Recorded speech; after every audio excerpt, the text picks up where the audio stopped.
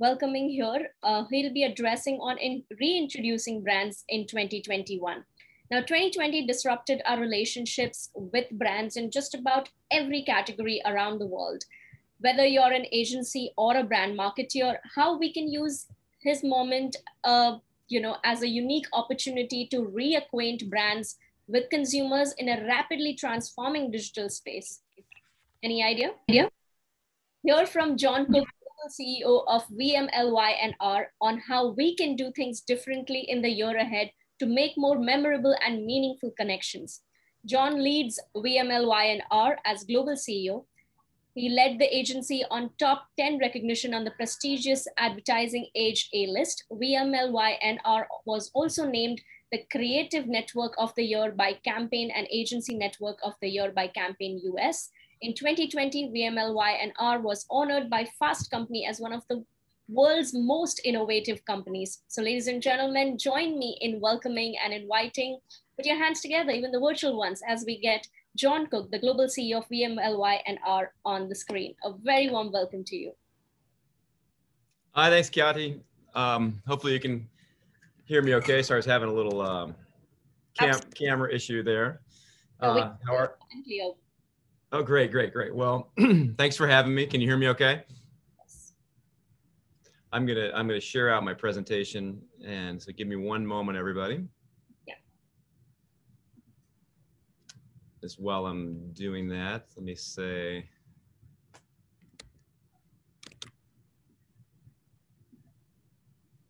Okay. In theory, I've got a deck up, if that worked. Well, thanks for having me. I really appreciate being here. And the formal name of the presentation is "Hello, Old Friend: Reintroducing Brands in 2021." And I thought if that's the name of the presentation, I should probably start by introducing myself. Since most of us don't know each other, I'm coming to you from the U.S., so I appreciate being part of it. You're much closer to the weekend than I am. It's my Friday morning early. So I'm jealous that you're probably either in the mode of having a cocktail or will be there soon. So I'm not too far behind you, but introducing myself just a little bit before I get into some of the points I wanted to share today. You said some nice things about VMLY&R. We're certainly a lot of things. We have a lot of letters in our name, that's for sure. But behind those letters is a really, really great agency. We merged a couple years ago. VML, where I come from, I've been there 25 years, and then Y&R. We put that together, made VMLY&R. It was one of the first big mergers of WPP. It's gone really well, and I think gone well because of some really good clients around the world that we have in the company. I'll talk about some of these a little bit. It's a company that's located everywhere, but today and specifically in India. Hopefully you know the brands a little bit. VMLY&R. We just partnered with VMLY&R Commerce, and then The Glitch, another fantastic agency, part of our network. And so this makes up a really good presence in India for us. In fact, my last business trip before the pandemic was to Mumbai. I remember last March 15th or something. These are some pictures from that trip.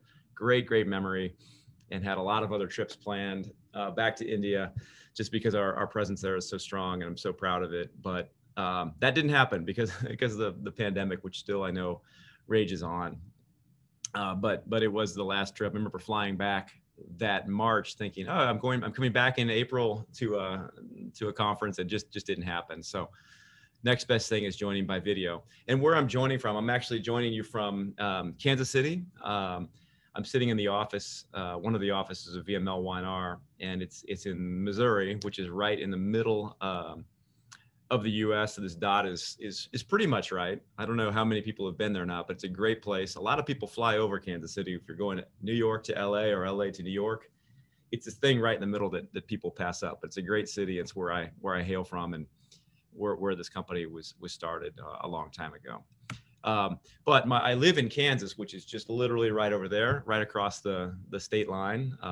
It's one of those states in the United States where there's no river or mountain that separates. It's just a street, and so you can easily pass back and forth. So this is what I think people think Kansas looks like, and I think the Wizard of Oz has something to do with that.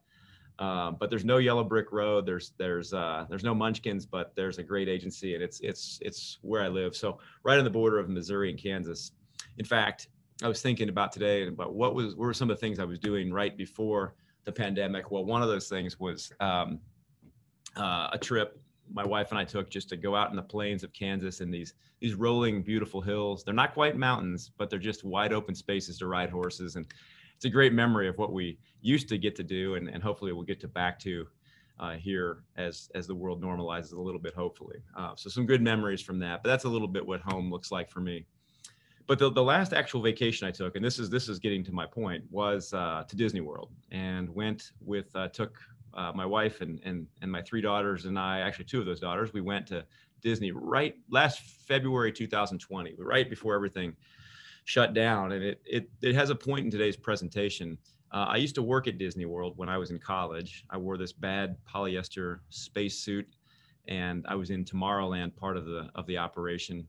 I clearly look really excited to be there as I sit there selling Cokes and sandwiches to hungry visitors, and got my Disney Mouster's degree and my doctorate degree there. Anyway, it led to a lifetime of really taking my kids there through the years, always for the kids. But this time that we went back last year, and this is why it's important, Disney had just acquired Lucasfilm a couple years ago, so they acquired all the Star Wars properties. And what happened there was it mixed two things in my life that were really, I'm a big fan of, Disney and Star Wars. They came together, and I probably wouldn't have gone back to Disney because my kids had grown, except for this trip last year. It was Disney had reintroduced themselves to me by bringing Star Wars in. It was the first trip ever where it was me bringing my kids, or me dragging my family to Disney, not them dragging me there, because of this new Star Wars exhibit. And you could see the Millennium Falcon there. And I think it made me think about, if that big of a change of a brand, that brand reintroducing itself to me in a new way, completely everything I loved about Disney, but in a completely new and relevant thing to me, led me to go there, spend money there, and talk about it here today. And the reason today is called Hello Again is because I believe that this phenomenon, which happened to me right before the pandemic, has happened with, if you think about it, almost every brand in our lives right now over the last year and a half. None of them have stayed the same. They've either accelerated in your life, changed in your life, gone away. They've morphed. You've loved them more, you've hated them more, you've found new ones. Everything changed completely. And that thing that happened to me with Disney World that completely changed my relationship when they added Star Wars, if you think about it, that's happened to every brand. And in my life, big brands, that were in my life every day, whether it be travel related brands, hotel, airlines, rental cars. I was a life of travel. That changed completely. There's a lot of brands that came into my life. Maybe they were in already, but I drive a Ford vehicle, and I drove that car a lot more because I couldn't fly anymore. I went outdoors a lot more. I drove 10 hours across Kansas to Colorado a lot because it was safe to do and there was no people, and that led to other brands. One of those brands is in the lower right called Blackstone, which is this really cool basic kind of cast iron skillet that you can cook on in the woods. I just started using that a lot more. Brands came into my life in a whole new way. Now, some brands like Uber, I used Uber all the time for travel. All of a sudden I was using Uber all the time to feed our family. Or a brand like Netflix, which was in my life before, in my life during the pandemic, but the relationship deepened and changed. And I just think of it as this single channel now in my life. I mentioned the Blackstone because these are pictures from the last year and a half of that's the cooking unit there. And it just allowed me to literally cook in the woods and just find a whole new part of myself. And I really just, it made me think, this is a brand I wasn't thinking about too much. Now it's a huge part of my life. I'm hoping as I'm talking, you're thinking about your own set of brands and how they've evolved. And in a moment, I'll get to what I think we can do as marketers, as agencies, as brand leaders at the brands to recognize this. But I think to first recognize that, not suggesting that our exposure to brands has lessened. I think we're exposed to as many brands as before in the last year and a half. It's just that how we rank them and how we think about them has changed. I think we still have all of the capacity to think about brands that we did before. It's just a different context. So, and these are some things I won't spend a lot of time on, because I think these things are obvious, and there's a lot of them, but I'll just go through a couple things that have changed. But brands have specifically changed individually, but in the main, there's some things that have happened trend wise. Brands that are aligned to a leader, that relationship has really deepened the perception or the reception of a lot of brands, sometimes positive and sometimes negative.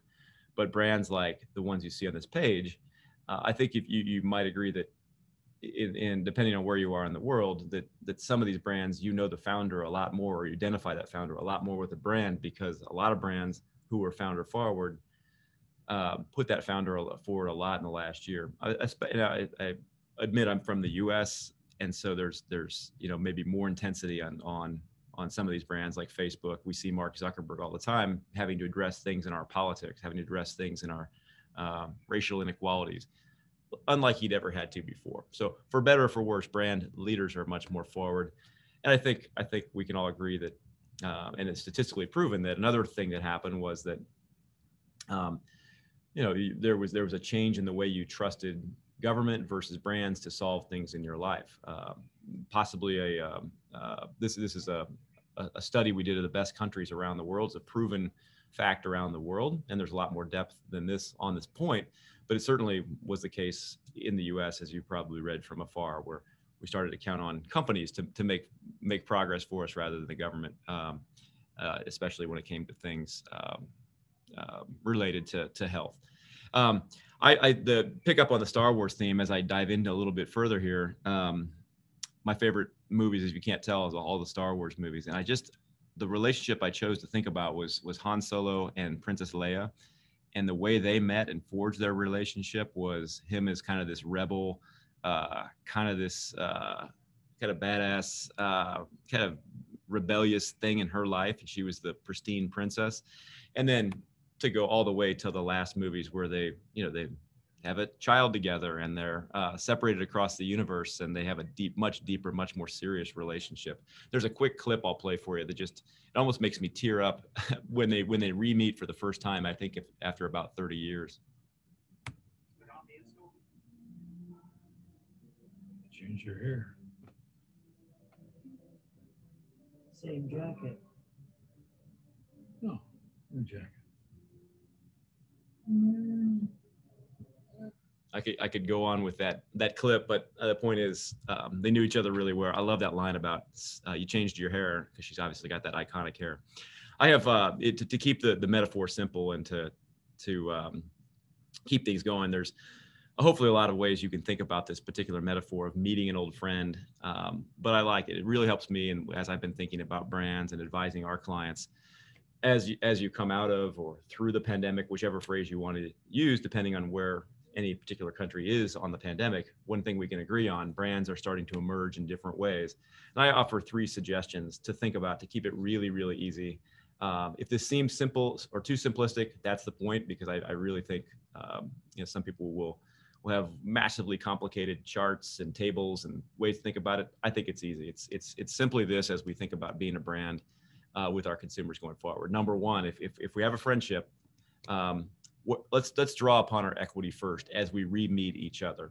I'm still who you think I am. Yoda pops up in all these movies, and he's always Yoda. And he's the first thing he'll do is he'll do some sort of trick with the Force to remind you of that. And I think a good example of that, I'm a huge sports fan. I'm sure many of you are as well.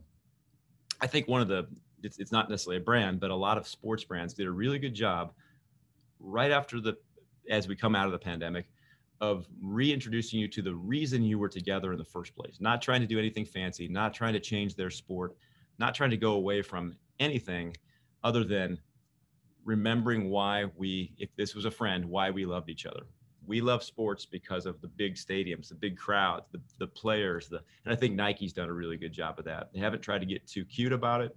It's just about sports. So it's a good example of thing number one. Let's just reintroduce ourselves to the equity in our friendship that created our deep friendship in the first place. And my relationship with sports is simply that. I don't need anything more from sports. I don't need less. I just want it back. And I just want that friendship back. And so I think that's the first thing, is what was our relationship founded on as a brand? How can you reintroduce your customers, your consumers, to what the relationship was founded on, what makes you first and foremost. But secondly, just like if two of us were friends and we hadn't seen each other a while, or we changed, the first thing we might do after reintroducing and just giving that first hug to let us know that we're still friends, there's something new about me. And I think we all changed a little bit, both the consumer and the brands. And this is C3PO when he had his new red arm. This is way too nerdy for me to get into. But the point is there something new about each of us? As a brand, can we think about, we've established the equity of why we're together, why you like me as a brand. Now can I introduce you to something relevantly new about me?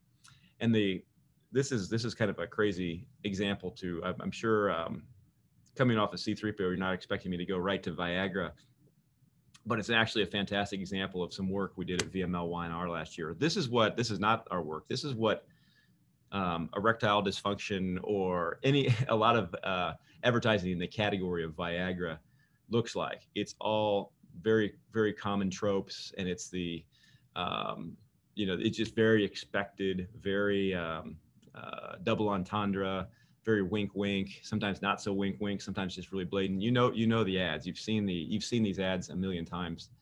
But we did something different because Viagra, there was a new level of intimacy that people were having, spending much more time together during the pandemic. And so I want to introduce you to a film by Viagra that we did at our agency that I think puts a completely different take on this. And it comes from a completely new insight and a completely new level of intimacy. Take a look at this, and I hope you'll agree, it's a reintroduction to Viagra in a way that changes the relationship completely. If the conference would please play the Viagra film for me here now.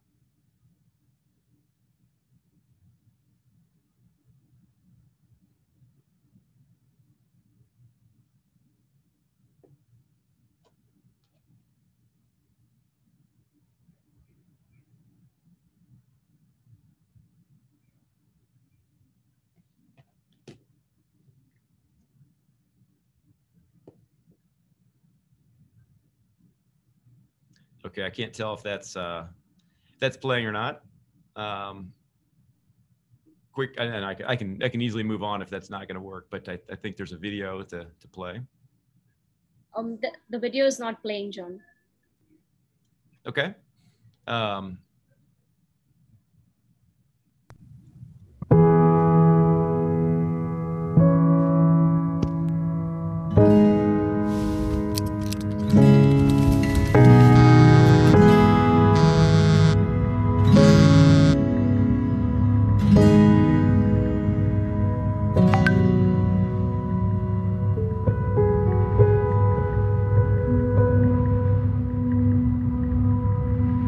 When I wake up, well, I know I'm gonna be the man who wakes up next to you. And when I come home, yeah, I know I'm gonna be the man who's coming home to you. And when I'm dreaming, well, I know I'm gonna dream about the time when I'm with you.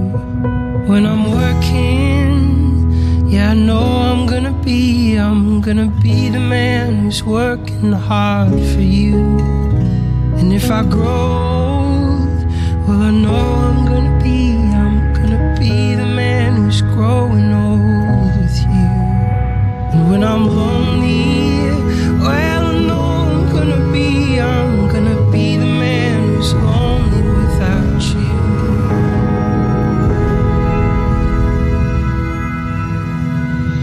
But I would walk 500 miles, and I would walk 500 more, just to be the man who walked 1,000 miles to fall down at your door.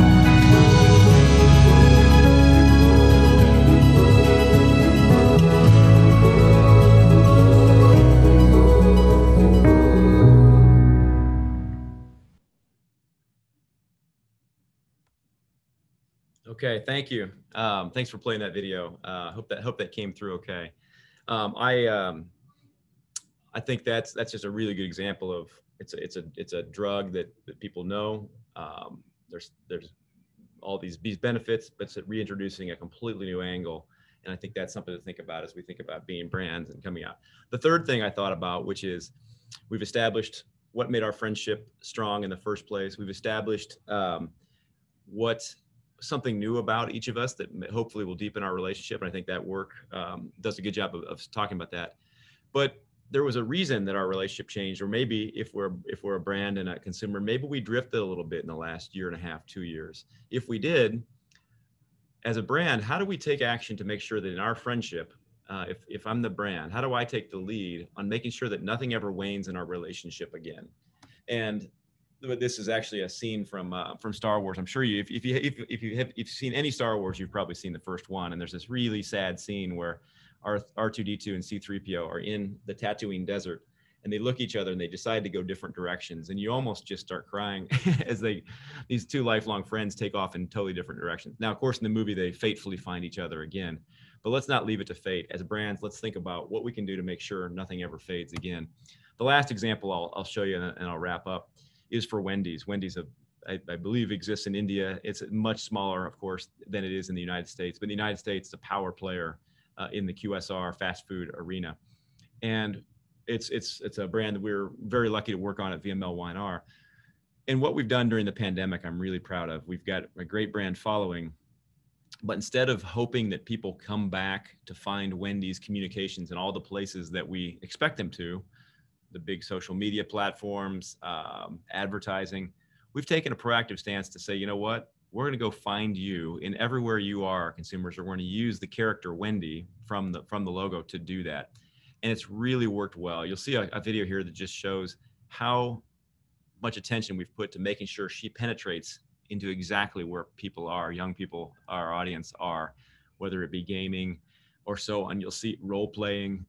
We got really creative and it's worked wonderfully. Here's a good example. If you don't mind playing the Wendys film conference people, that would be great because it's a good example of this. Wendys is a brand famous for its social voice. Wendy's social media is on fire.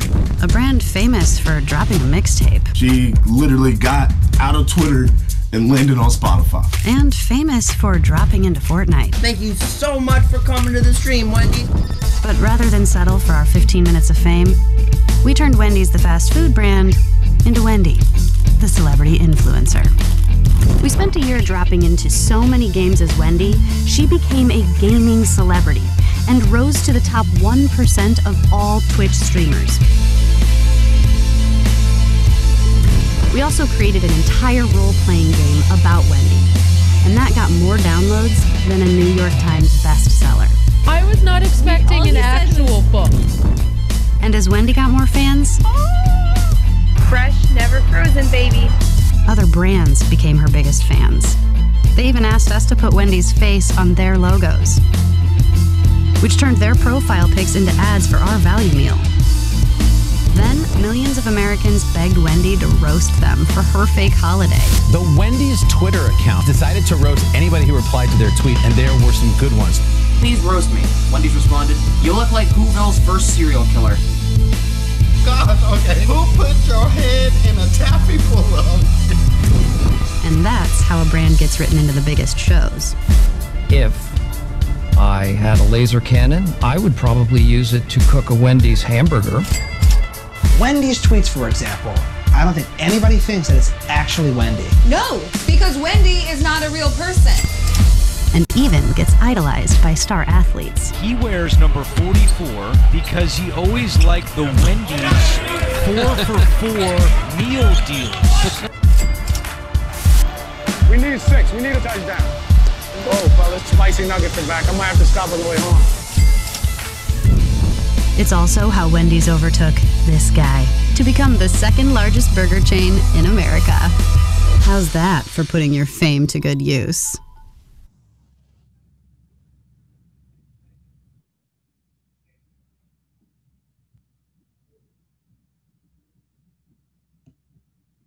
Okay. I realized you were, maybe my slides weren't showing. Sorry about that, but this was that slide I was talking about on C-3PO and R2-D2 partying in the desert. Anyway, hopefully that all came through. But just in closing, I think hopefully if I've done my job, the metaphor is simple about meeting an old friend and taking the actions you can as a brand to reintroduce what's powerful about our relationship, to tell something new, and then to make sure that any separation never happens again. But it's been helpful to me, once I've understood this metaphor of a friendship, it's really been helpful because you can kind of now think about your own brands. And now we're going to be re-meeting. You can start to think about, where should we meet? Meaning, as a brand leader, should I meet my consumers in a new place? Have things changed enough that I need to change where I am? It's something to think about as an agency or a brand leader. Should we extend the invitation to others? I know you and I are meeting again, brand and consumer, but maybe there's a new partnership. Maybe there's a new venue. Maybe we pair different brands together in our own portfolio of companies, or as a CPG maybe, or maybe we look for different partnerships. Anything we can do, because we're re-meeting. We've both met new people in the meantime, should we extend that to others? Who should pay? Meaning, maybe the value equation needs to change. Maybe the way that you consumed my product, maybe that needs to change. Take this as as an overall statement for maybe the value or the way that we transact needs to change. You could go on and on with this metaphor. I will not bore you with that anymore. Just keep these things in mind. It's been really helpful to me, and I know everybody's already a good marketer on this conference. But I can promise you it's been really helpful to think about it this way. What's our friendship based on? What's new and different about it and relevant to you, the consumer? And how do we make sure as brands it's in our court to be accountable to make sure that never happens again?